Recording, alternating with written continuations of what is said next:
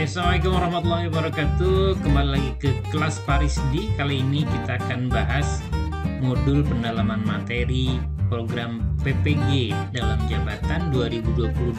Tentu saja materi fisika ya. Nah, kali ini kita akan bahas modul 1 KB3, yaitu gerak parabola ya. KB2 sudah kita bahas di video yang lalu ya. Jadi bagi yang belum punya modulnya,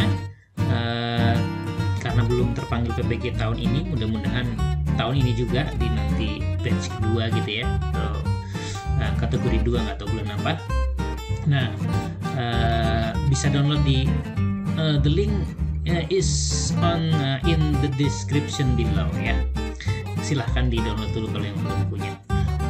Nah, itu kita akan bahas modulnya. Saya nggak akan bahas detail banget kali ya, modulnya nanti bisa dibaca sendiri.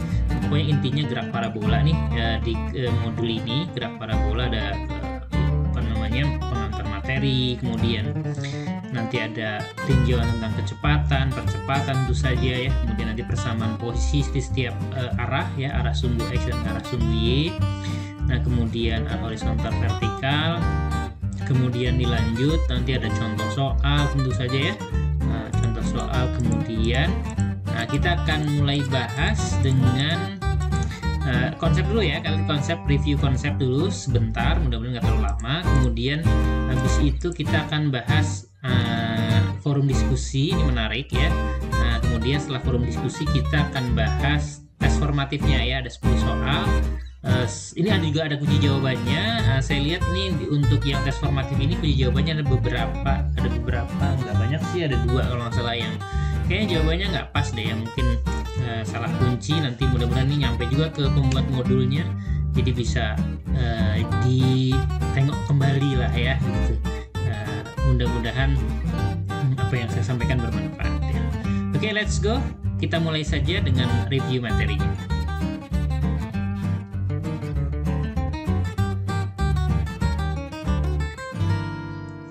Oke, kita bahas dulu review materinya, konsep dasarnya. Jadi gerak parabola itu intinya pertama yang namanya gerak parabola atau yang kita sering sebut dengan gerak peluru. Nah, itu adalah kombinasi dari 2 gerakan yang saling tegak lurus ya, masing-masing. Biasanya teman-teman pasti sudah biasa menemukan kombinasi antara GLB dengan GLB yang saling tegak lurus. Nah, jadi tegak lurus, yang satunya GLB. Nah, tapi kali ini saya nggak akan menyebut GLB ya. Jadi saya akan menyebutnya gerak lurus dengan kecepatan konstan. Nah, ini buat saya sih lebih memudahkan pemahaman. Gerak lurus kecepatan konstan. Udah kan jelas. Nah, kalau gerak lurus beraturan tuh masih perlu tafsir lagi. Maksudnya beraturan tuh apa gitu ya. Nah, ini mudah-mudahan bisa lebih mudah dipahami oleh anak-anak juga ya. Gerak lurus dengan kecepatan konstan. Kemudian yang satunya adalah gerak lurus dengan percepatan konstan. Kita sebut GLPK ya, gerak lurus percepatan konstan. Nah, kali ini kita akan bahas gerak lurus dengan kecepatan konstan pada sumbu tertentu, yaitu pada sumbu X misalnya ya. Nah, katakanlah nih contohnya benda ya, peluru yang ditembakkan dari permukaan yang mendatar, dari tanah mendatar. Nah, sumbu X, pada sumbu X nggak ada percepatan, jadi kecepatannya konstan. Kemudian pada arah vertikal ke arah sumbu Y, nah itu memiliki percepatan yang disebabkan oleh percepatan gravitasi yang konstan juga. Jadi yang konstan ini percepatan gravitasinya. Nah, jadi di dua ini ya. Nah, kombinasi 2 ini. Kita akan bahas dulu pertama untuk yang pada arah sumbu X. Nah, pada arah sumbu X itu kecepatan konstan. Nah, sebelum kecepatan konstan, nah kita ilustrasikan dulu misalnya ya. Ini ada benda yang dilempar atau ditembakkan gitu ya, dengan kecepatan awal V0 seperti ini. Nah, gitu ya. Nah, kemudian membentuk sudut tertentu terhadap garis mendatar. Ini garis mendatarnya atau horizontalnya. Misalnya biasanya di buku-buku SMA itu yang paling sering dipakai sudut alfa gitu ya. Maka pertama adalah kita uraikan dulu, kita proyeksikan kecepatan itu menjadi 2 komponen ke arah sumbu X ya. Ke arah sumbu X, ke arah horizontal. Nah, itu biasanya kita sebut nih V0X, V0 ke arah sumbu X. Nah, kemudian satu komponen lagi adalah ke arah sumbu Y, ya, ke arah sumbu Y. Nah, ini misalnya, ini adalah V0 ke arah sumbu Y. Ya, di mana V0Y tentu saja sama dengan garis vertikal di sebelah sudut ini. Nah, sehingga dengan matematika, dengan trigonometri sederhana, konsep dasar trigonometri. Nah, kita ingat yang namanya kosinus alfa. Nah, itu kan kalau di segitiga ini garis yang hijau ini, garis yang di sampingnya sudut dibagi garis miringnya. Jadi kita akan punya V0x dibagi dengan V0 ya. Jadi kita tahu komponen V0 ke arah sumbu x-nya itu akan sama dengan V0 dikali dengan kosinus alfa. Nah, gitu ya. Dengan V0 besar kecepatan awalnya dan alfa kita sebut biasanya sudut elevasi. Nah, kemudian pada arah sumbu Y, ya, kita punya komponen kecepatan yang bisa kita turunkan dengan cara yang kurang lebih sama. Nah, ingat ya, pada segitiga itu sisi depannya sudut, yang ini nih, ini sama dengan V0Y, ya, tentu saja ya. Sama dengan si yang hitam ini. Nah, V0Y dibagi dengan V0 itu tidak lain adalah depan dibagi miring berarti adalah sinus alfa. Nah, dari sini kita akan dapatkan, nah berarti V0 ke arah sumbu Y-nya itu adalah sama dengan V0 dikali dengan sinus sudut elevasinya.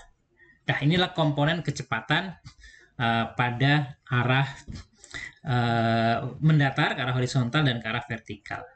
Dan tentu saja antara V0Y dengan V0 dengan V0X ya. Nah, itu hubungan trigonometrinya tidak boleh dilupakan bahwa V0 kuadrat sama dengan V0X dikuadratkan ditambah dengan V0Y dikuadratkan. Dan itu nanti juga berlaku di setiap saat nanti ketika bendanya itu bergerak gitu ya ke sana begitu ya. Nah, di setiap saat, nah tentu saja nih komponen kecepatan mendatarnya sama aja kan, tidak berubah. Nah, misalnya ketika di sini ya, ini komponen kecepatan ke arah mendatarnya kan konstan, jadi ini tetap V0x. Ya, nah, walaupun kadang-kadang kita seringkali kita nulisnya Vx gitu ya. Nah, Vx-nya akan sama dengan V0x karena konstan ke arah sumbu x.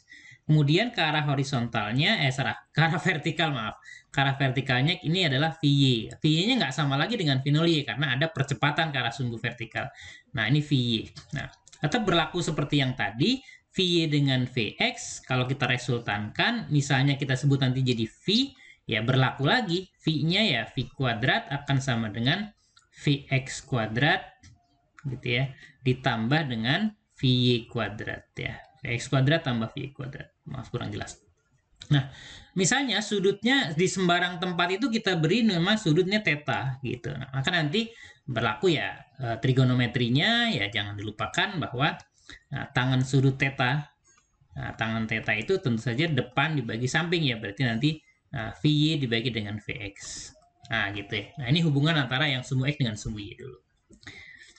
Nah, kita lanjut ke bagian gerakan ke arah horizontal. Nah, sebagaimana kita tahu tadi, ke arah horizontal itu kan kecepatannya konstan nih, kecepatan konstan. Nah, karena kecepatan konstan berarti posisinya itu linear kan ya, posisi linear. Atau kita bisa berangkat dari kecepatan konstan ini, V ya, V ke arah sumbu X ya, Vx, itu kan sama dengan tentu saja adalah delta X dibagi dengan delta T.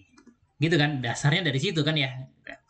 Nah, kemudian karena konstan, ya udah tinggal kita kali silang aja, kiri kanan kita akan punya delta X-nya akan sama dengan Vx ya dikali dengan delta T gitu. Nah, karena kita akan ambil kondisi yang paling sederhana. Yang paling sederhana gimana? Kita ambil T0-nya sama dengan 0. Nah, kalau T0-nya sama dengan 0 berarti delta T-nya nanti boleh ya. Kita tulis aja sebagai T biar cepat nulisnya ya nanti. Kemudian dari situ kita akan dapat delta X itu kan X dikurang X0 ya. Nah, sama dengan Vx, karena Vx sama dengan V0x ya, berarti ini sama dengan V0 cosinus alfa dikali dengan T. Nah, seperti itu. Dari sini kita dapat persamaan ke arah sumbu X-nya, berarti X sama dengan X0 ditambah dengan V0 cosinus alfa dikali dengan T. Nah, seperti ini. Ini adalah persamaan posisi ke arah sumbu X-nya. Gitu. Mungkin nantinya kita akan ketemu kondisi di mana yang paling mudah aja dulu. Misalnya X0-nya kita ambil sama dengan 0. Kalau X0-nya sama dengan 0, tentu nanti X-nya sama dengan V0 cos alfa dikali T. Dah, seperti itu aja. Ini adalah komponen gerakan ke arah sumbu X. Atau ke arah horizontal ya misalnya ya. Nah, lanjut kita lihat komponen gerakan pada arah sumbu Y.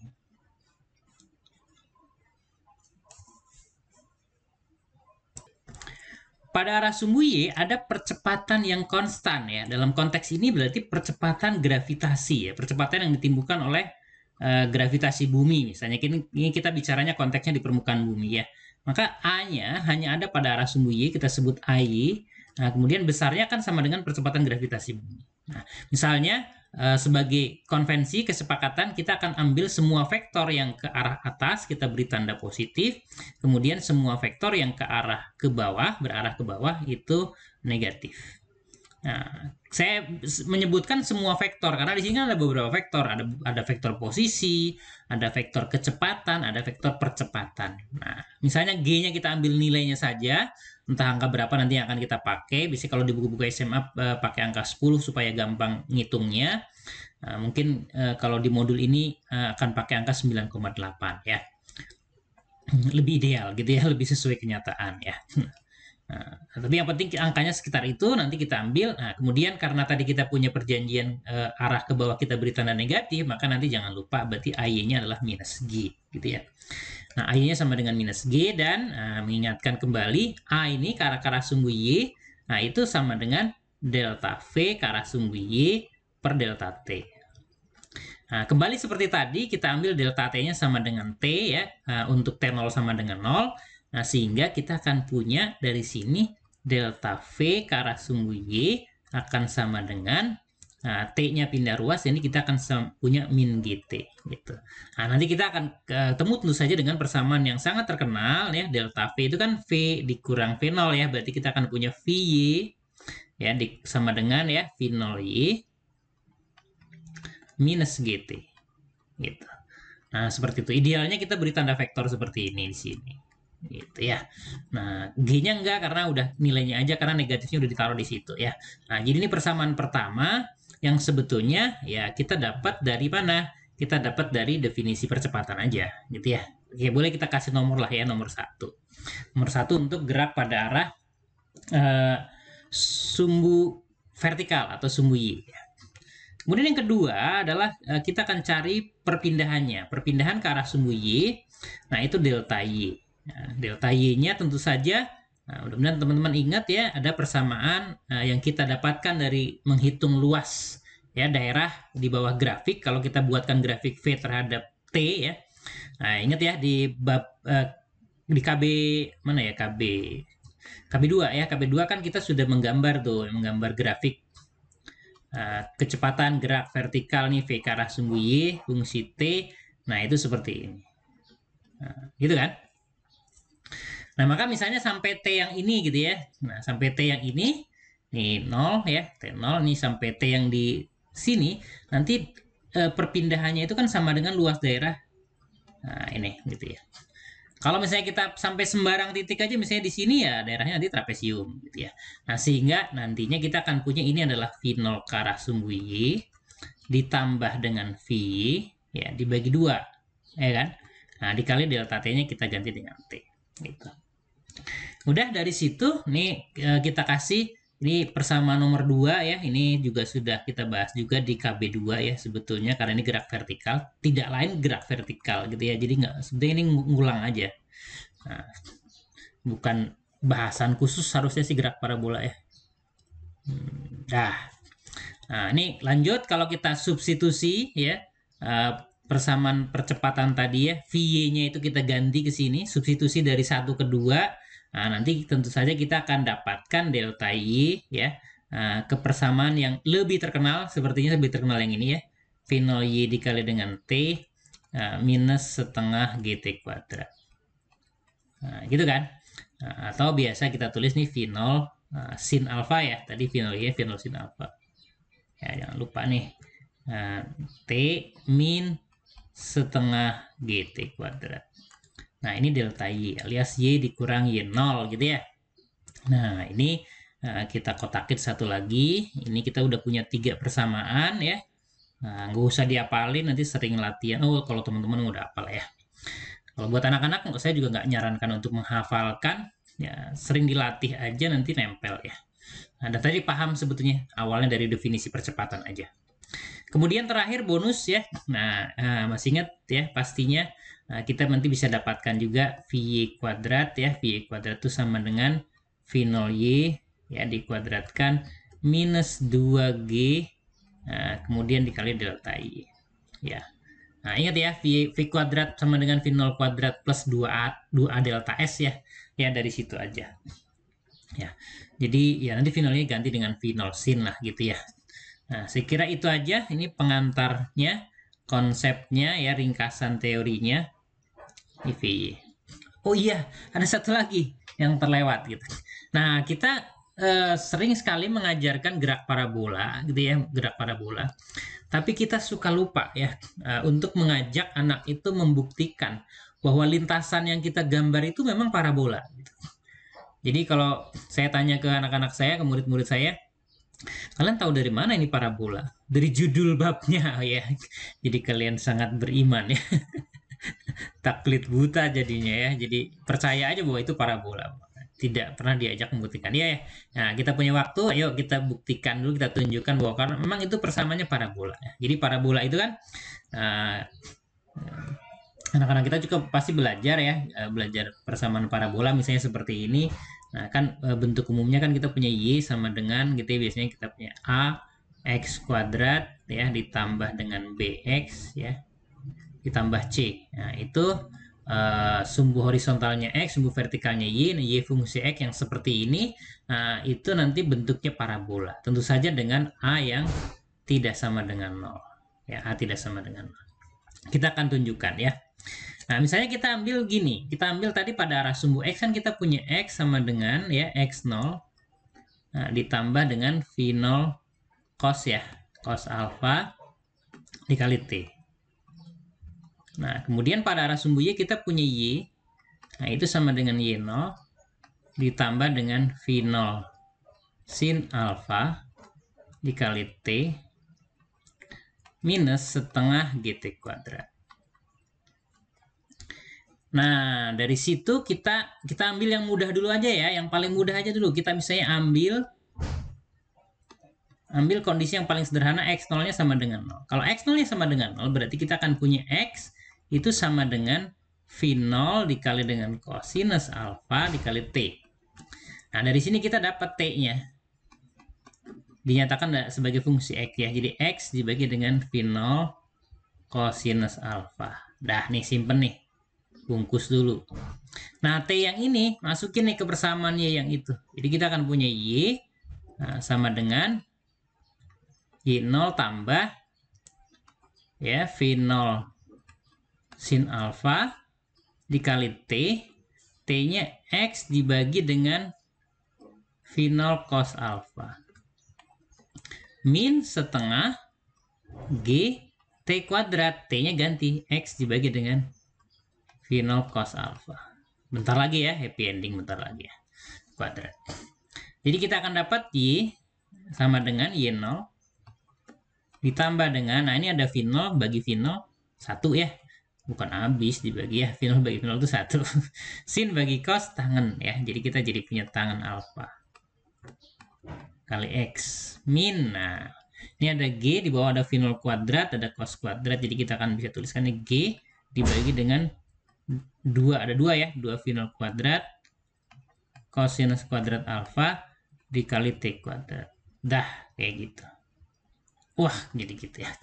Nah, kalau kita lihat seperti yang ada di atas sana, ini kan bentuknya serupa kan ya? Serupa bagaimana Pak? Ya, nah jadi ini kan yang ini jadi C-nya. Ya kan? Yang ini jadi B-nya. Ya, tambah BX. Kemudian yang ini jadi A-nya. Ya. Nah, tapi bukan variabel ini bukan T kuadrat, maaf. Salah deh. Ya, terima kasih sudah mengingatkan nih X kuadrat. Nah, jadi ini kita punya nih A X kuadrat. Nah, ini sama dengan Y. Nah, makanya ini persamaan parabola kan? Nah, ini terbukti nih. Bener nih, berarti bentuk yang kita pelajari itu lintasannya berupa parabola ya. Nah, karena fungsi Y, fungsi X-nya membentuk persamaan parabola. Dah, segitu aja untuk teorinya ya. Kita lanjut dengan diskusi, forum diskusi, dan pembahasan soal. Oke, sekarang kita bahas forum diskusi. Nomor pertama, seorang mahasiswa yang dibonceng naik sepeda motor secara tidak sengaja melepaskan botol air minum yang dipegangnya. Peristiwa tersebut dilihat oleh mahasiswa lain yang berdiri di pinggir jalan. Bagaimanakah lintasan botol air minum yang jatuh tersebut menurut mahasiswa yang diam di pinggir jalan? Bagaimana Anda bisa sampai pada kesimpulan itu? Ini banyak typo ya kelihatannya. Nah, ini asli, ini saya crop dari modul ya PDF-nya ya. Ini kecuali gambar ini saya cari. Ini gambarnya kurang ya, harusnya dibonceng katanya ya. Tapi yang penting, yang esensial bukan itu kan ya. Jadi misalnya gini, ini ada benda yang misalnya saja, ini benda yang tadinya berarti bersama motor kan ya. Entah botol atau apapun ya, yang jelas bukan kapas ya. Kalau kapas ini beda ceritanya, nanti ada gesekan udara. Jadi ini benda yang bisa kita anggap gesekan udara itu tidak cukup besar ya, sehingga bisa diabaikan. Nah, maka apapun itu bendanya, entah itu botol atau benda yang lain ya, botol yang berisi ya. Kalau botol yang kosong nanti kebawa angin. Yang berisi, ya, asumsinya isinya penuh lah ya, atau cukup berat lah gitu ya. Nah, misalnya ini ada di sini ya, tadinya ada di sini misalnya dipegang gitu ya, dipegang oleh yang boncengnya invisible ya. Nah, itu berarti dia punya kecepatan awal atau punya kecepatan mula-mula sebelum jatuh itu sama dengan kecepatan motornya ke arah, kalau di gambar kita berarti ke arah horizontal ke kiri. Berarti dia punya V0 yang ke arah kiri. Nah, yang karena dia arah mendatar berarti ini adalah dia punya V0 ke arah sumbu X gitu ya. Nah, jadi kalau kita pisahkan, kita gambarkan di sebelah sini, di sebelah kanan ya, sebelah sini. Nah, berarti nanti si botol itu dia punya komponen kecepatan ke arah sumbu X, punya Vx yang anggap tadi gesekan udara nggak ada ya, diabaikan, berarti nanti akan sama dengan V0x ya. Vx-nya konstan ya. Nah, ke arah sumbu X-nya tetap. Nah, kemudian karena jatuh tidak sengaja, bukan dilemparkan ke bawah atau ke atas, berarti, nah ini kan tadi jatuh ya. Nah, dari sini kita punya kesimpulan V0y-nya itu sama dengan 0 gitu. Nah, jadi gerakannya tetap kombinasi dua gerakan. Nah, gerakan ke arah sumbu X, ke arah sumbu X itu gerak lurus dengan kecepatan konstan ya. Nah, biasanya teman-teman nyebutnya GLB ya. Saya nyebutnya GLKK ya, dengan gerak lurus kecepatan konstan. Nah, itu berarti persamaan X-nya nanti akan sama dengan ya, karena gambar kita ke kiri ya, berarti nanti boleh dikasih sumbu X negatif gitu ya. Nah, negatif V0X gitu ya. V0 dikali dengan T. Ya, gitu aja kan, karena V0X-nya kan sama dengan V0 ya. Nah, seperti itu. Nah, kemudian pada arah sumbu Y, ke arah sumbu Y, ke arah SBY, ya, itu kan ada percepatan gravitasi, gerak lurus dengan percepatan konstan. Nah, ini posisi ke arah sumbu Y-nya tentu saja adalah Y0, Y0-nya berapa entahlah gitu ya, ditambah dengan V0 ke arah sumbu Y-nya dikali T, dan ini 0 ya. Nah, kan tadi jatuh nih ceritanya. Nah, min setengah GT kuadrat. Nah, berarti ini kita punya Y sama dengan Y0 min setengah GT kuadrat.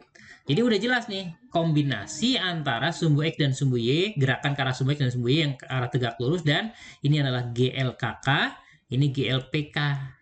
Kombinasi tegak lurus jadinya gerak parabola. Jadi nanti lintasannya nanti akan seperti ini. Gitu. Kalau minta dibuktikan, mau dibuktikan saya bentuk persamaan, tadi clue-nya udah kan ya, kita udah punya persamaan parabola. Ya tinggal substitusi aja. Yang ini nanti ke sini. Nanti kita akan dapat persamaan parabola seperti yang tadi udah kita buktikan. Gitu ya.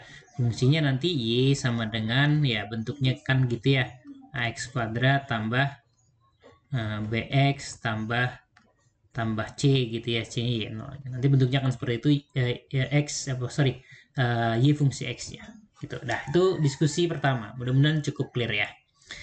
Nah, jadi bentuknya pasti menurut orang atau pengamat yang di pinggir jalan yang ada di sini misalnya, gitu ya. Nah, gitu ya. Lagi lesehan gitu ya. Di Jogja ceritanya kan mahasiswa UNY ceritanya. Oke, ya ini cukup jelas mudah-mudahan ya.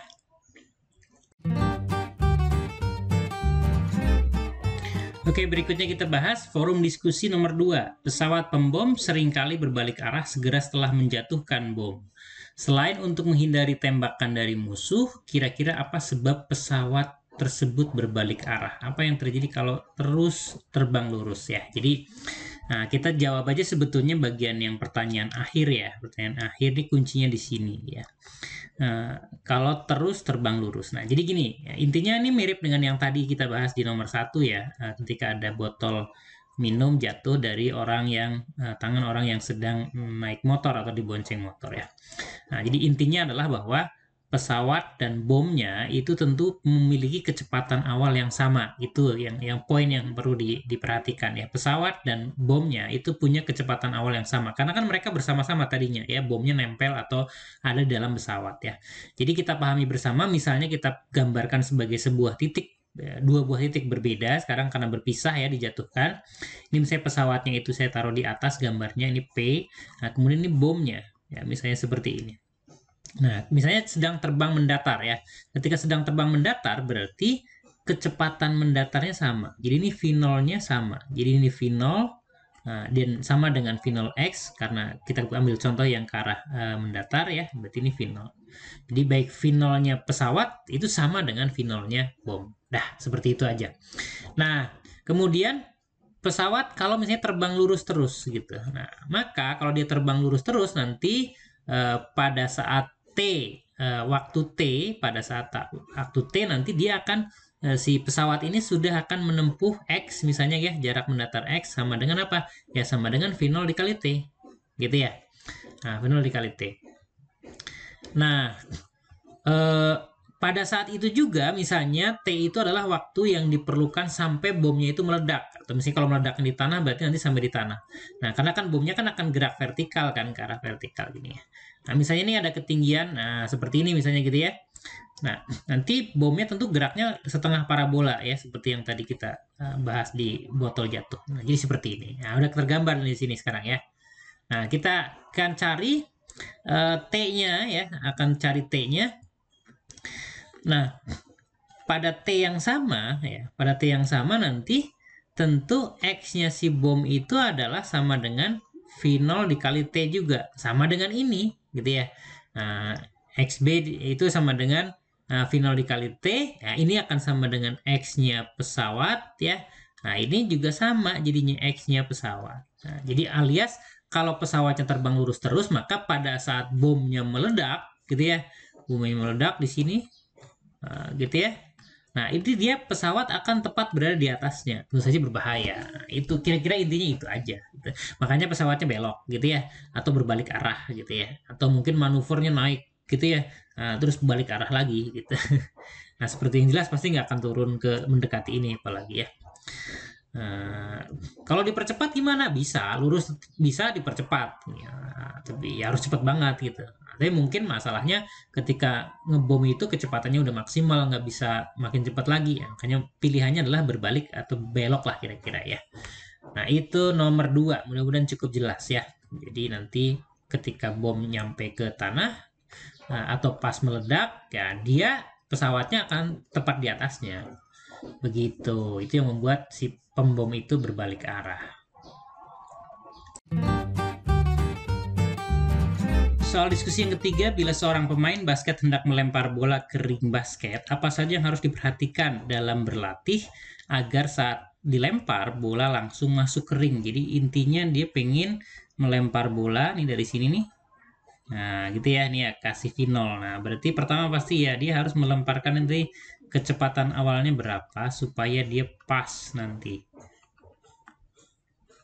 masuk sini. Gitu ya. Nah, jadi pasti diperhatikan apa? Pertama ya pasti jaraknya, ya kan? Jarak mendatarnya berapa. Lalu selisih ketinggian nih antara bukan bukan lantai ya. Nah, tapi kan tergantung ketinggian orangnya, tangannya seberapa panjang, badannya seberapa tinggi. Jadi kan posisi awalnya di sini nih, Y0-nya di sini. Ya, Y0-nya ini ketinggian nih orang memegang bolanya gitu ya. Nah, ini berarti delta Y-nya nanti di sini. gitu. Nah, nanti kaitannya dengan apa? Nah, tentu saja antara X delta Y nanti ditentukan nyampe atau enggak tergantung finolnya kan. Kalau nggak cukup kuat ya mungkin nanti eh, cuma begitu gitu ya. Nah, atau mungkin terlalu kuat mungkin nanti ke belakang sana gitu ya. Jadi ada finol. Dilatih nih mampu melemparkan bola dengan kecepatan awal berapa. Lalu sudut elevasinya tentu saja gitu ya. Sudut elevasi. Jadi sudut penembakannya ya kan dilatih kira-kira menjadi berapa gitu ya supaya pas sampai sana. Kemudian yang berikutnya tidak kalah penting adalah dia melemparnya mau seperti apa gayanya? Apakah standing still, maksudnya diem? Kalau diem itu berarti kan dia kakinya tidak nambah tidak lompat ke atas, badannya tidak lompat ke atas, berarti Y0-nya kan setinggi ya tangannya direntangkan ke atas aja kan gitu ya. Nah, dan itu tidak mempunyai kecepatan awal tambahan dari gerakan badannya. Nah, berarti yang perlu diperhatikan adalah apakah dia tetap berdiri, nah, berdiri diem gitu ya, cuma melempar aja, atau dia jump shot. Nah, kalau jump shot kan berarti dia akan memberi kecepatan awal ke atas, ya, ada final Y tambahan dari badannya. Nah, itu juga menentukan selisih ketinggiannya jadi beda kan, gitu. Kalau dia sambil lompat ke atas, atau bisa juga dia sambil lari ke depan. Nah, perhatikan kalau kita sering nonton basket pasti lihat ada pemain-pemain yang sambil lari agak lari maju atau lompatnya agak ke depan. Nah, itu juga memberikan komponen kecepatan ke arah mendatar. Nah, jadi itu semua yang perlu dilatih dan itu tidak semudah teorinya. Ya, itu intinya kita harus sadar seberapa jauh gitu ya. Kemudian selisih ketinggian antara posisi tangan melempar dengan posisi ringnya. Kemudian yang pastinya adalah finolnya ya. Untuk menentukan dia sampai atau enggak ya, finolnya. Kemudian dia lompatannya sambil diam, lompat ke atas atau lompat agak ke depan gitu ya. Ada juga yang sambil lompat agak ke belakang gitu ya. Nah, kalau teman-teman pernah lihat pertandingan basket atau mungkin ada yang pemain basket pasti tahu betul itu ya. Nah, kira-kira seperti itu. Jadi apa yang harus perhatikan? Ya tadi udah kita bahas ya. V0, posisi mendatarnya, selisih ketinggian tangan memegang bola dengan ring gitu ya. Power untuk menentukan V0 tadi ya. Kemudian nanti gerakan badannya. Itu mungkin cukup jelas, mudah-mudahan pasti teman-teman punya pendapat yang sangat bervariasi ya, berkreasi lah intinya. Itu cukup sudah untuk apa namanya diskusi. Kita lanjut dengan pembahasan soal-soal formatif.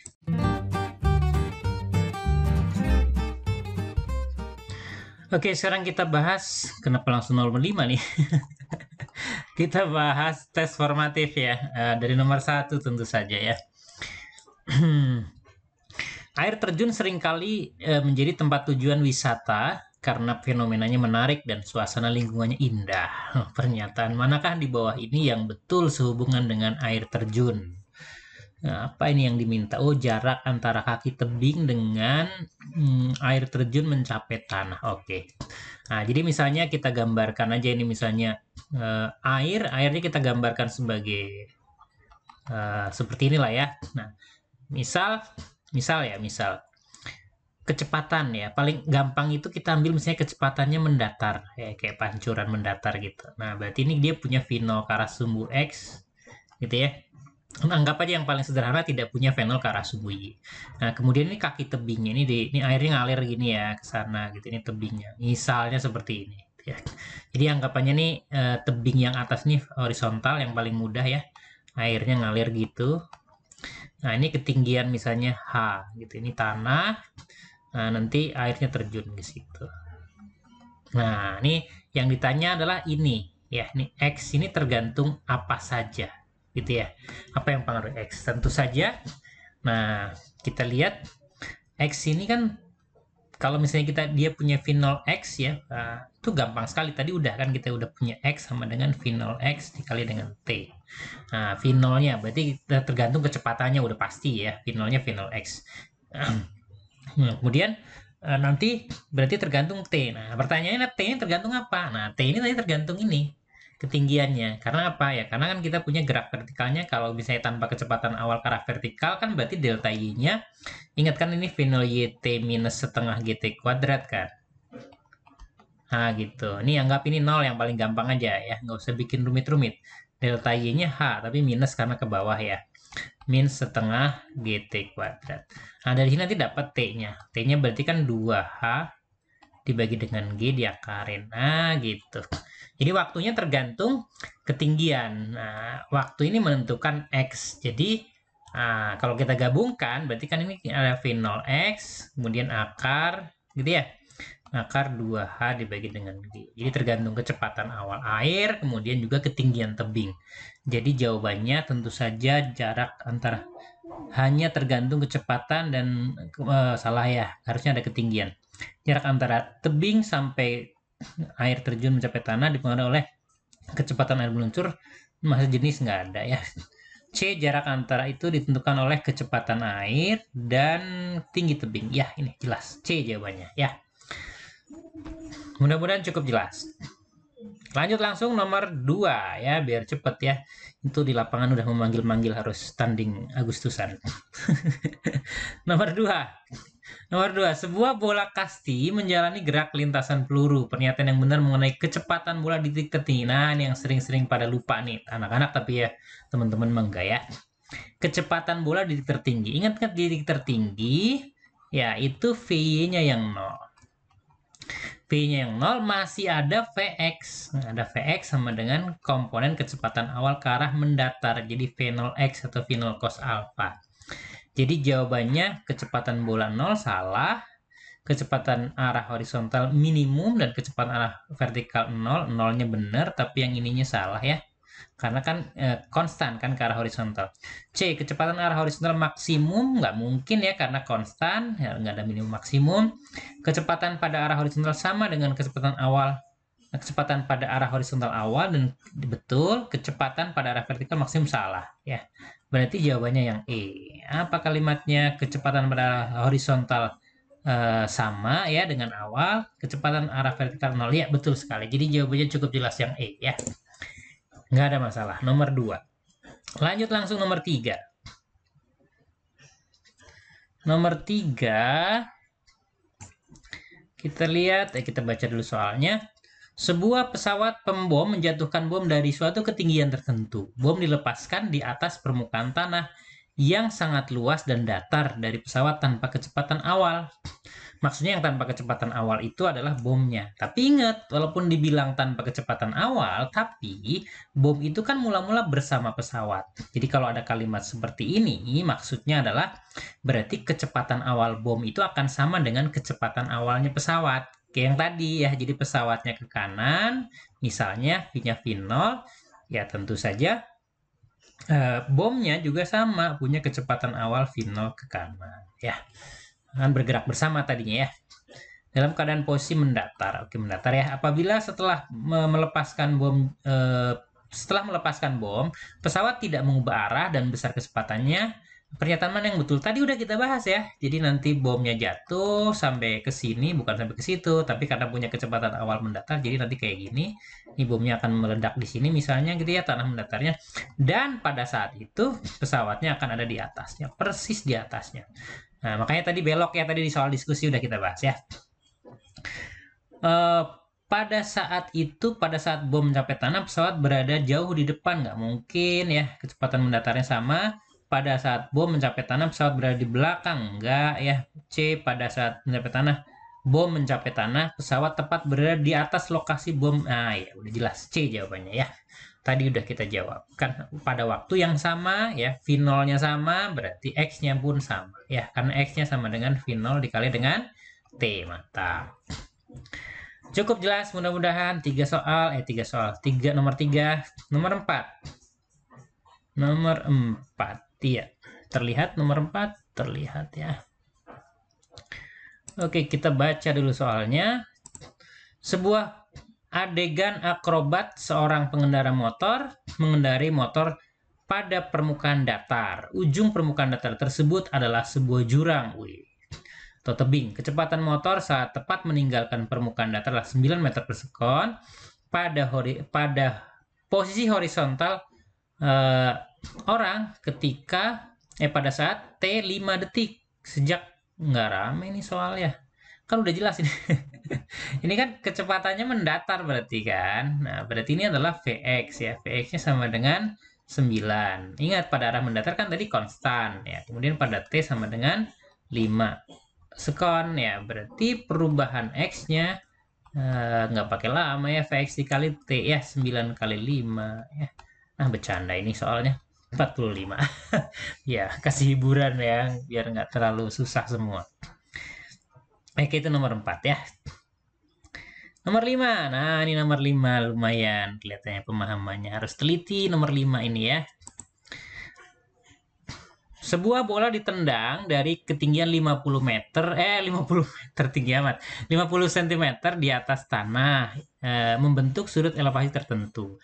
Apabila tidak ada gesekan udara, maka pernyataan yang betul tentang nilai kecepatan bola, nilainya ya, besarnya berarti ya, nilainya, magnitudenya, ketika menyentuh tanah adalah ya. Jadi kembali hati-hati ya, di situ ditendangnya bukan dari permukaan tanah, tapi ada ketinggian awal ya. Jadi ini ada Y0 atau H0.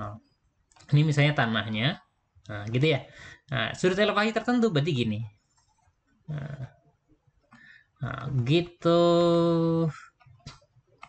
Ingat, yang ditanya adalah bukan di ketinggian semula, tapi ketika dia mencapai ke tanah, berarti di sini. Nah, nanti, ini gampangnya, sederhananya, kalau dia udah nyampe di ketinggian yang sama, nanti dia besar kecepatannya V0 juga, pasti begitu. Bisa dibuktikan lah ya, gampang ya. Nah, jadi karena dia sudah lewat ke bawah, karena kan ketinggian mula-mulanya ada di sini. Maka pasti ketika sampai di tanah, nih tanahnya di sini, nah, bola itu akan punya besar kecepatan yang lebih besar, tentu saja ya, lebih besar dibanding ini misalnya V ya, V akhirnya itu pasti besarnya ya, ini nilainya saja pasti lebih besar daripada V0. Nah, kita cari jawaban begitu. Nilai kecepatan bola dalam arah horizontal ketika menyentuh tanah. Nah, kalau pada arah horizontal mah tetap sama ya kan ya, karena Vx itu konstan ya, konstan ke arah horizontal itu kecepatannya konstan. Jadi ini salah ya kalau bilang lebih besar, ya bukan jawaban ya. B, nilai kecepatan bola dalam arah vertikal ketika menyentuh tanah sama dengan kecepatan dalam arah vertikal kita tendang. Nah, ini salah juga. Kenapa salah? Karena kan kalau di sini dia V0Y-nya ya V0Y aja kan. Nah, V0Y. Sementara kalau di sini ya sama nanti. Kalau di sini ya di posisi yang ketinggian sama. Tapi kalau udah lewat seperti ini pasti udah lebih besar. Jadi nomor B salah ya. Nomor B salah. C. Nilai kecepatan bola ketika menyentuh tanah lebih besar daripada nilai kecepatan bola ketika ditendang. Nah, ini benar. Kan tadi ini nih, yang ini nih. Nilai kecepatan bola ketika menyentuh tanah lebih besar daripada nilai kecepatan bola ketika ditendang ya, karena dia punya ketinggian awal di sini. Ya, ini jawabannya C ya. Nah, jadi kalau mau dibuktikan, nah secara matematis gimana? Kan tadi saya langsung nyebut pasti kesimpulannya. Kesimpulan itu dari mana? Bisa banyak cara. Ya setidaknya 2 cara lah yang bisa kita lakukan. Pertama, pakai konsep gerak dulu ya, karena ini bahas gerak parabola. Nanti bisa pakai konsep energi mekanik juga bisa ya. Kan energi mekaniknya pasti ketika di titik yang bawah sana, itu kan sama dengan mekanik awal kan. Nah, dan energi potensialnya kan kalau ini udah tanah dianggap sebagai acuan berarti udah jadi 0. Sementara di awal kan energi potensialnya nggak 0 ya. Berarti energi kinetik di awal pasti lebih kecil dibanding energi kinetik yang akhir sana ya. Itu kalau pakai energi ya, intuisinya lebih mudah sebetulnya kalau pakai energi. Nah, kalau pakai konsep gerak, nah, konsep gerak itu kira-kira gini.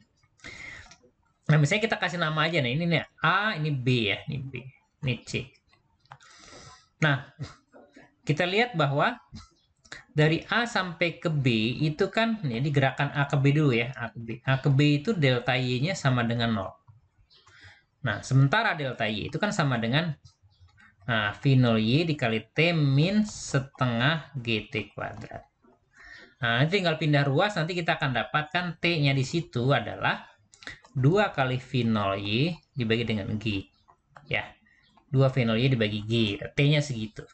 Nah, ketika kita punya T-nya segitu, maka di titik B berarti V-nya itu sama dengan V0Y min G. T-nya barusan 2 V0Y per G. Nah, dapat sama dengan min V0Y. Ya kan? Berarti besarnya sama kan dengan awal. Itu di titik B, gitu ya. Nah, sementara yang diminta kan bukan di titik B, tapi di C itu udah nyampe tanah ya. Berarti ketika di C itu kan T-nya itu sudah lebih besar daripada 2 fenol Y per G kan. Nah, itu mudah dipahami ya. Berarti nanti kita dapat VY di titik C, itu kan fenol Y min GT. Nah, T-nya udah lebih besar dari itu. Ya, pasti nanti lebih negatif lagi kan. Gitu kira-kira ya. Nah, jadi nilainya ya, nilai VYC-nya itu pasti akan sudah lebih besar daripada fenol Y. Gitu. Nah, jadi jawabannya adalah yang C.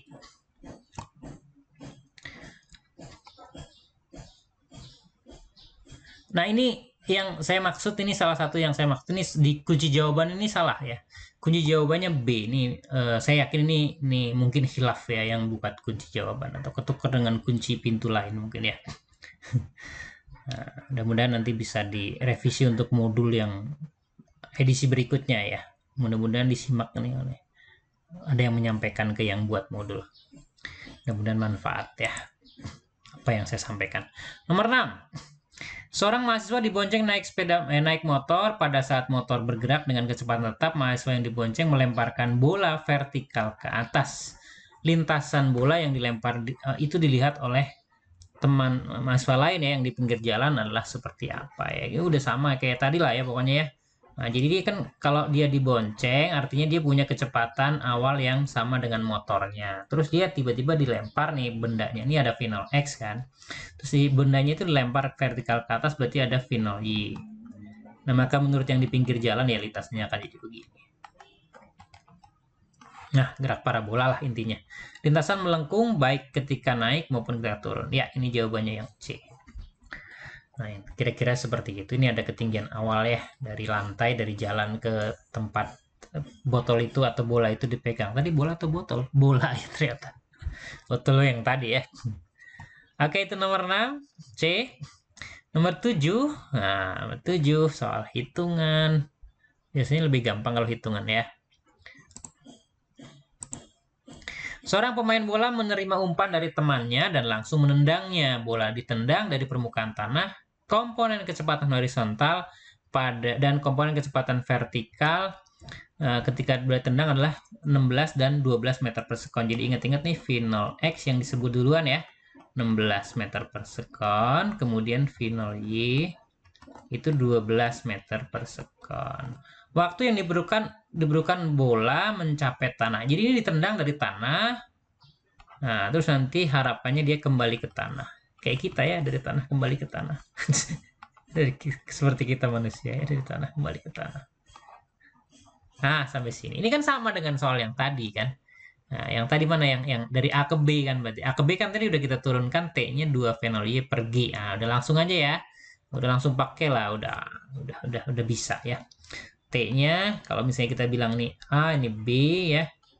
Nah, TAB itu adalah 2 kali fenol Y. Nah, tinggal disimak lagi ya tadi videonya. Kalau yang lupa. Fenol Y-nya 12 dibagi G. G-nya ini lihat angkanya pasti bukan angka 10 yang dipakai ya. 9,8. Jadi ini 24 dibagi 9,8. Kalau 24 dibagi 10 itu 2,4 ya lebih dikit lah karena pembaginya 9,8. Ini ya dia jawabannya ya. Hitung sendiri. Nggak percaya pakailah kalkulator Anda ya. Nomor 8. Nah, nomor 8. Nomor 8. Kita lihat sebuah bola ditendang dari permukaan tanah. Bola itu melambung dengan kecepatan awal 20 meter per sekon dan membentuk sudut elevasi 30 derajat. Apabila gesekan sudah diabaikan, pernyataan yang benar mengenai bola itu. Jadi fenolnya adalah bukan hitungan sih ya, nggak usah dihitung-hitung lah, nggak usah dicoret-coret. A. Kecepatan bola ketika ditendang sama dengan kecepatan bola tepat menyentuh tanah. Nah, ini salah. Hati-hati ini. Kuncinya di modul jawabannya A ya, tapi ini salah. Saya yakin ini salah. Karena dibilang ini kecepatan kan. Nah, ini kecepatan.